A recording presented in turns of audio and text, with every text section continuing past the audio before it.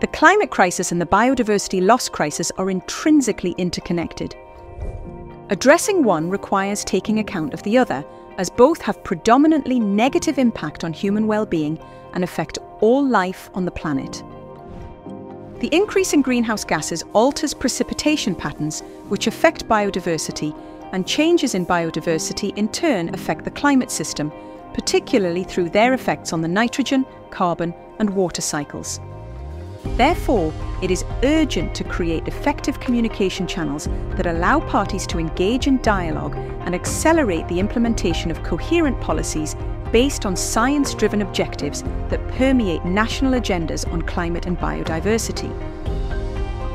In 2021, CAF aimed to become the Green Bank for sustainable and inclusive growth in Latin America and the Caribbean, with an ambitious commitment to achieve 40% green financing by 2026. An agenda that promotes an ecosystemic approach, integrating productive development with the conservation of natural capital. Under this mandate, CAF aligns its strategies with the Kunming-Montreal Global Biodiversity Framework and the Paris Agreement.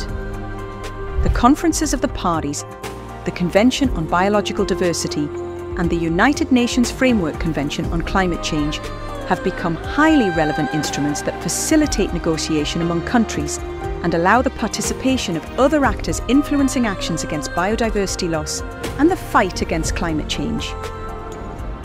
Between 2024 and 2025, two conferences of the parties will take place in the region: COP29 of the Convention on Biological Diversity in Cali, Colombia, and COP30 of the United Nations Framework Convention on Climate Change in Belem, Brazil. This agenda highlights the relevance of Latin America and the Caribbean as a region of solutions to this dual crisis.